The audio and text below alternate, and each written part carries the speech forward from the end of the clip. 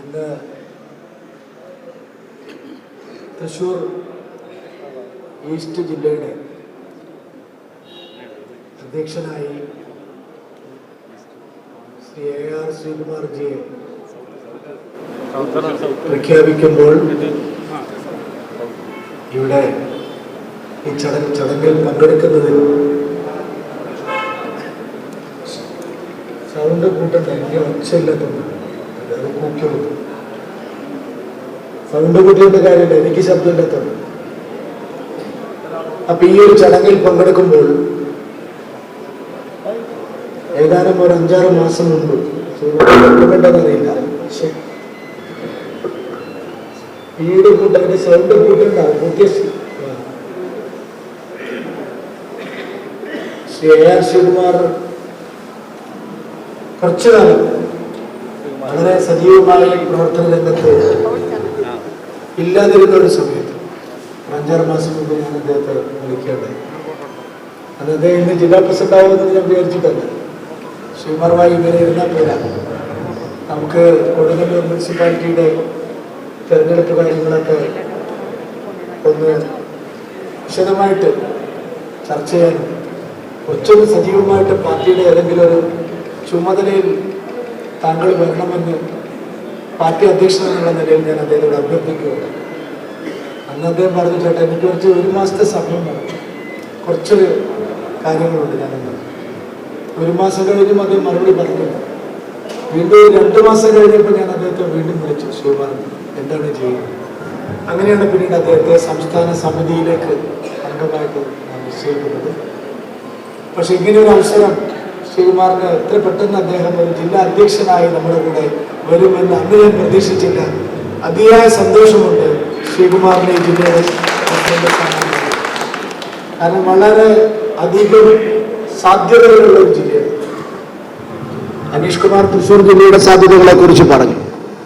ഇപ്പൊ ഞാൻ കണക്കൂട്ടി നോക്കിയപ്പോ നമ്മുടെ 3 ജില്ലകളും, തൃശ്ശൂർ നഗര ജില്ലയും ഈസ്റ്റ് ജില്ലയും അപ്പുറത്ത് ഗുരുവായൂർ ഭാഗത്തുള്ള നമ്മുടെ ജില്ലയും, 3 ജില്ലയായി നമ്മൾ നിശ്ചയിച്ചതിൻ്റെ ഏറ്റവും വലിയ പ്രയോജനം കിട്ടാൻ പോകുന്ന ഒരു ജില്ല തൃശ്ശൂർ ജില്ലയായിരിക്കുമെന്നുള്ള കാര്യത്തിൽ എനിക്കൊരു സംശയമില്ല. കാരണം കൊടുങ്ങല്ലൂർ മുനിസിപ്പാലിറ്റിയിൽ നമ്മൾ 1 സീറ്റിനാണ് പരാജയപ്പെട്ടത്. ഇരിങ്ങാലക്കുടയിലാണെങ്കിൽ നമ്മൾ ലോക്സഭാ തെരഞ്ഞെടുപ്പോടുകൂടി അത്യുജ്വലമായിട്ടുള്ള ഒരു പ്രകടനം കാഴ്ചവെച്ചിരിക്കുകയാണ്.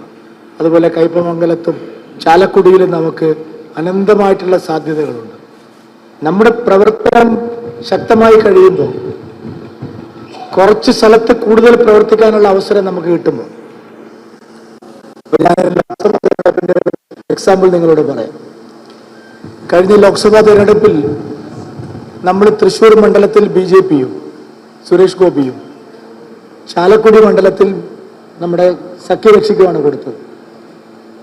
അപ്പോ ഇരിങ്ങാലക്കുട അസംബ്ലി മണ്ഡലത്തിലെ ഒരു ബൂത്തിലെ കണക്ക് നമ്മൾ എല്ലാ ബൂത്തുകളും പരിശോധിക്കുമ്പോൾ, ഒരു ബൂത്തിലെ ഒരു പാലത്തിനിപ്പുറം, ചെറിയൊരു പാലം, ഒരു പാലത്തിനിപ്പുറം നമുക്ക് 400 വോട്ട് കിട്ടിയിരിക്കുന്നു.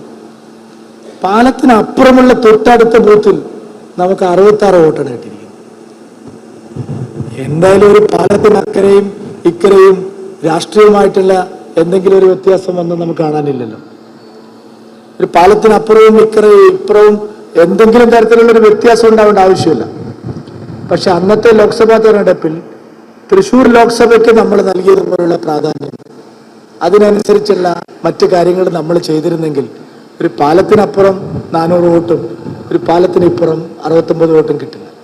അതുകൊണ്ടാണ് ഞാൻ പറഞ്ഞത്, ഈ ജില്ലയെ 3ആയി വിഭജിക്കുമ്പോൾ തീർച്ചയായിട്ടും നമുക്ക് നല്ല സൗകര്യം ഇപ്പോൾ വന്നിരിക്കുകയാണ്. കുറച്ച് സ്ഥലങ്ങളിൽ കൂടുതൽ സമയം പ്രവർത്തിക്കാനുള്ള അവസരം നമുക്ക് കിട്ടുകയാണ്. അനന്തമായിട്ടുള്ള സാധ്യതകളാണ് ഈ ജില്ലയ്ക്ക് പ്രത്യേകിച്ചുമുള്ളത്. ശ്രീകുമാറിന്റെ നേതൃത്വത്തിൽ ഒരു ഉജ്ജ്വലമായിട്ടുള്ള വിജയം അടുത്ത 1.5 വർഷത്തിനകം ഇവിടെ ഉണ്ടാക്കിയെടുക്കാൻ സാധിക്കട്ടെ എന്ന് ഞാൻ പ്രാർത്ഥിക്കുന്നു. അതിനെല്ലാ വിധത്തിലുള്ള പിന്തുണയും സംസ്ഥാന BJPയുടെ ഭാഗത്തുനിന്ന് ഉണ്ടാകും. അടുത്ത തലമുറ ഈ തൃശ്ശൂർ ജില്ലയിലെ 3 ജില്ലകളിലും അതുപോലെ കേരളത്തിലെ എല്ലാ ജില്ലകളിലും നമുക്ക് വിജയങ്ങൾ മാത്രം സമ്മാനിക്കുന്ന ഒരു തലമുറയായി വരട്ടെ എന്ന് ആത്മാർത്ഥമായി ആഗ്രഹിച്ചുകൊണ്ട് ഒരിക്കൽ കൂടി AR ശ്രീകുമാറിനും അദ്ദേഹത്തിൻ്റെ വരാൻ പോകുന്ന ടീമിനും എല്ലാ വിജയാശംസകളും നേർന്നുകൊണ്ട് ഞാൻ നിർത്തുന്നു. നിങ്ങൾക്ക് നമസ്കാരം. വന്ദനം.